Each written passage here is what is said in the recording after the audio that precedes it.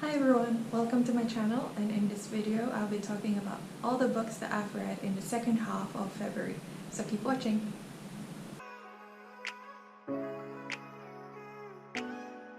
So as I mentioned earlier, I've read quite a few books since the last wrap-up video that I've uploaded in this channel, and I think it's about 6 books in total, and most of them are quite highly rated.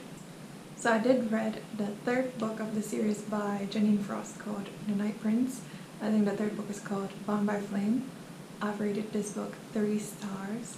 And I think this book should come with a trigger warning because there's so much violence and there's so much killing, and it's not like it's uncommon for books in paranormal romance to have killings or violence in a way, but there are certain scenes that happen with Layla in these scenes that I thought was a bit much, and it happened quite a few times. So yeah, I think people that are easily triggered or have some boundaries with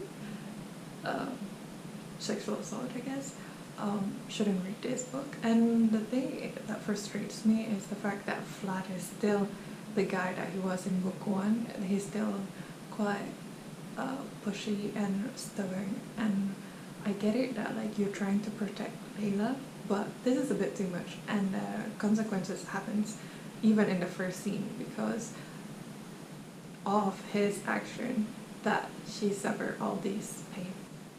And then poor Layla has to suffer all that torture that happens throughout the book, not only by her enemy but also kind of trauma by her own family. I mean, this is the third book, so I guess I wouldn't continue reading this series. I would finish it with this book because the end was in a cliffhanger, and I've read quite a few reviews for the 4th book and it didn't really conclude the story. Instead, it just starts with a starter for another series, I guess. So yeah, I would leave this book, and I guess it curbs my cravings for paranormal romance, but it didn't end as I thought it would be. So yeah. Then I read Much Ado About You, which I think is inspired by some of the Shakespeare's play. There's a lot of references about Romeo and Juliet or even Taming of the Shrew, which I thought was cute. But I still put this book as a 3 star because it's quite a complete opposite to what the Night Prince series was. It's still like light, hearted, contemporary, and it's like obviously a happily ever after.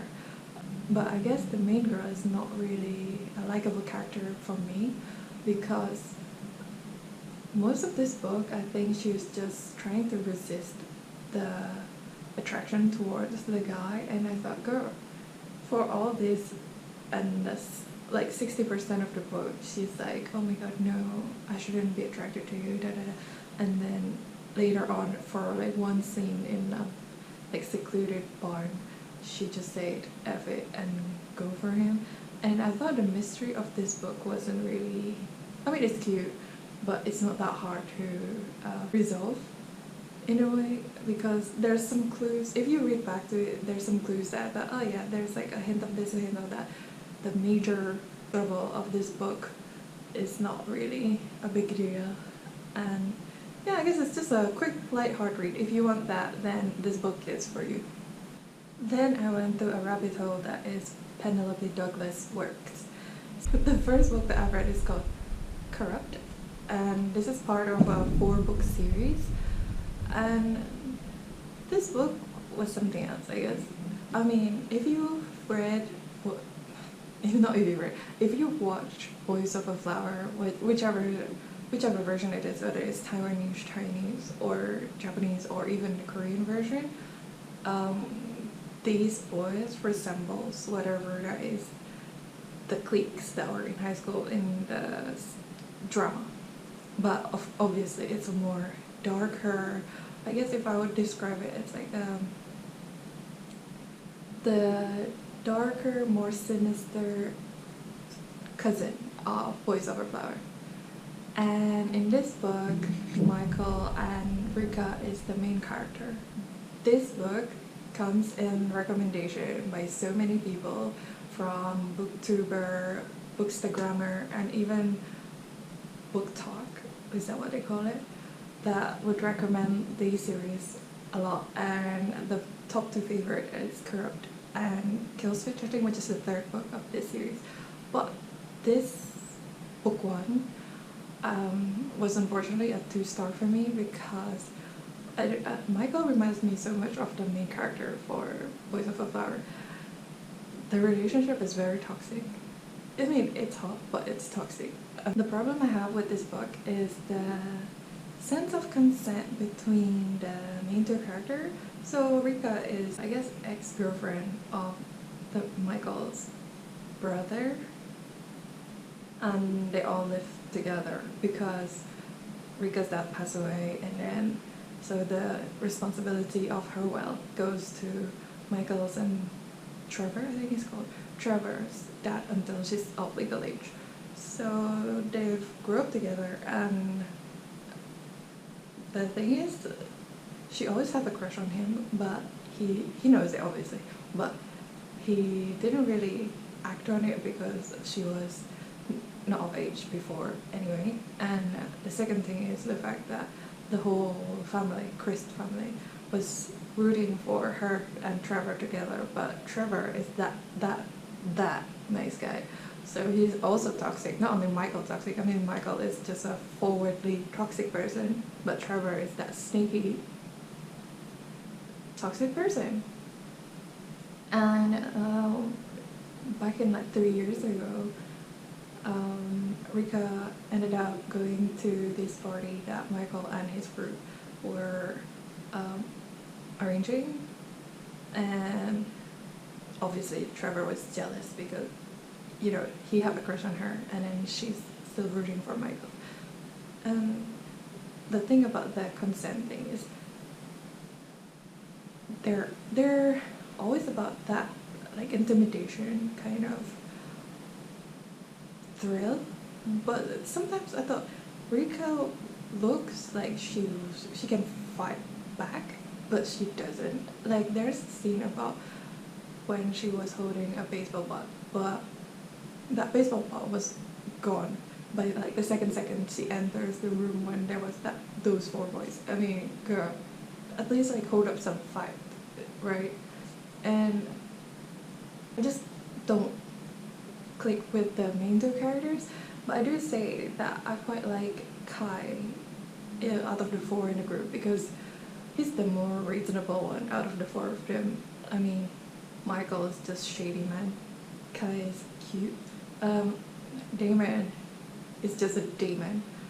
And Will, I think there's some potential for him, but as for in this book, I thought, damn, why do I have to read these 2 from the 4 of them?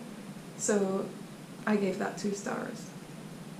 And with that experience of Corrupt, I thought I should take a break out of the Devil's Night series and look out for other books from Penelope Douglas, because I know for sure that I quite like her style of writing. And I came across another recommendation that is Misconduct. And this book is quite the book. I mean, I think the blurb itself make it way more forbidden than what it actually is, because yes, it's demon, yes, it's between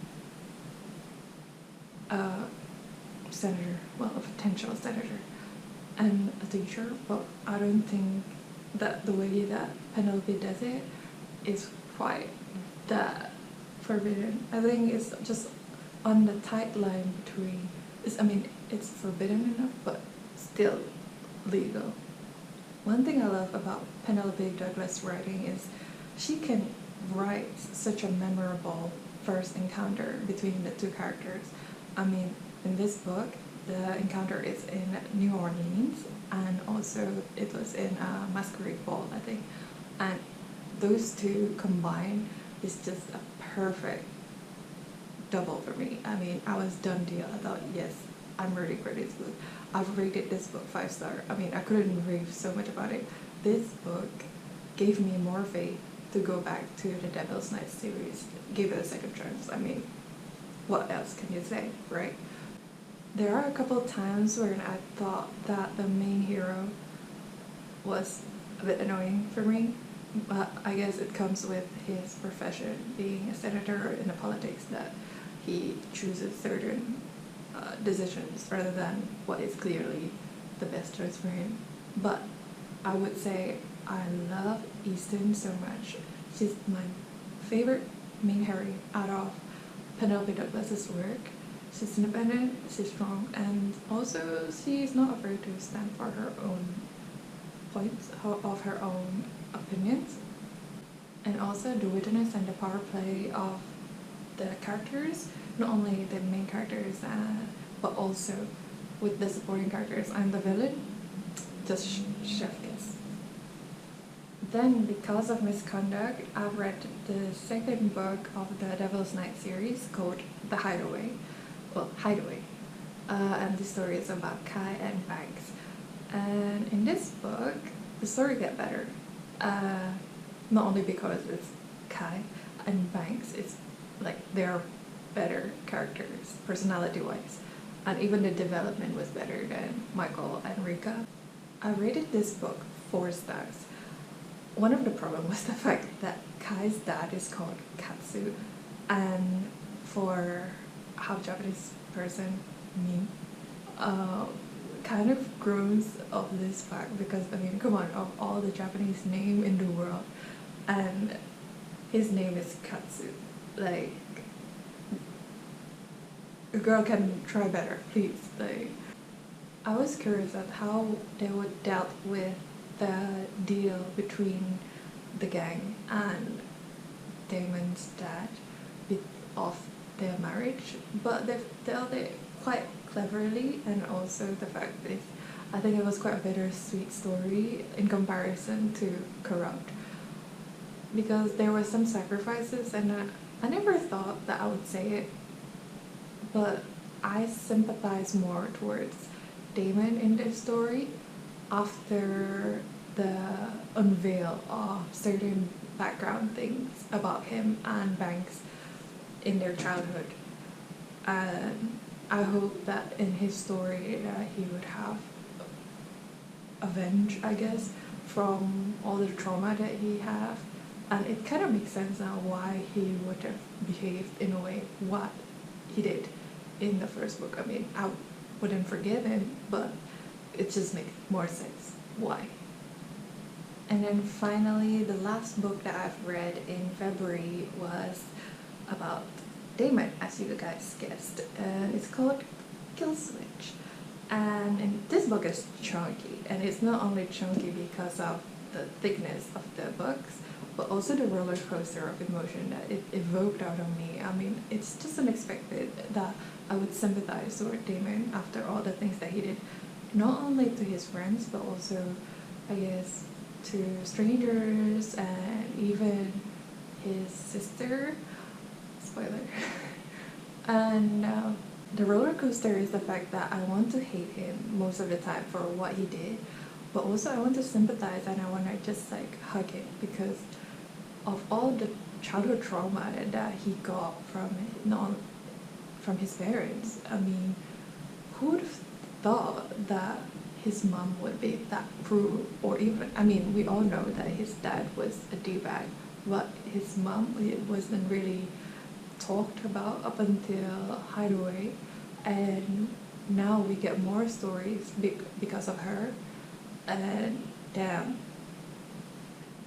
Damon needs more than just 1 year of therapy. I think this guy needs like a lifetime worth of therapy, and kudos for him to go to deal with it throughout this book and trying to be a better person. This book takes the ground for the entanglement drama because this author just know that she chooses violence from the get-go.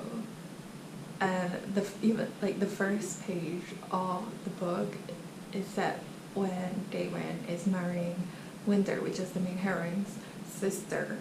in order to get revenge for what her family is, not her family, I would say more towards her dad did in order to send him to prison like a few years ago.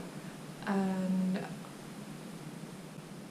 I was hooked from that drama. I mean, what a way to revenge, right?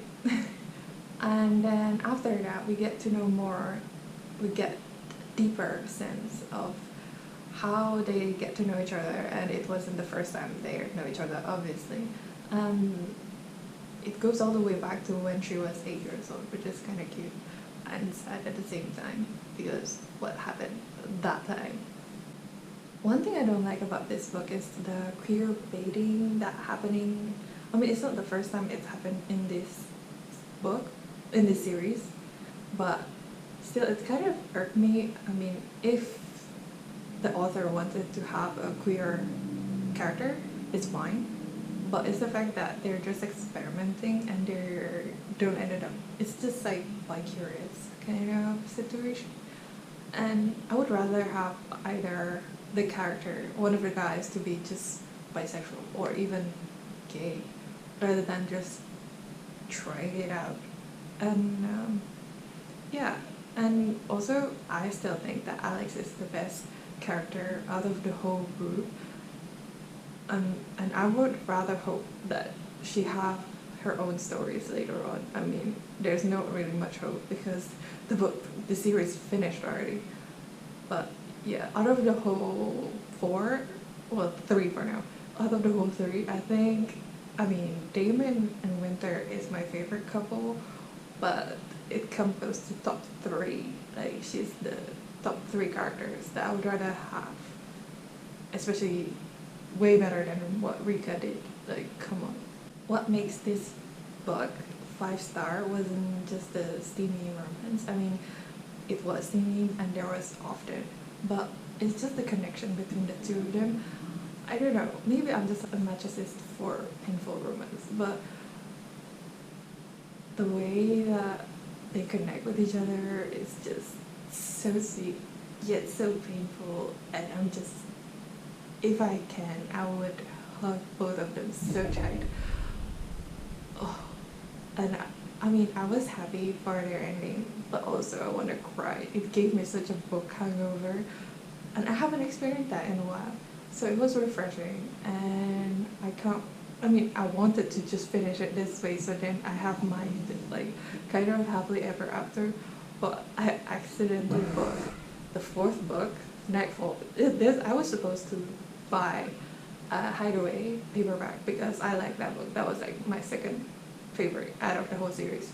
But I guess not, the universe wanted me to finish this series. So I guess this book will be featured on the next wrap-up. So look forward to that. With that concludes all the books that I've read on the latter part of February.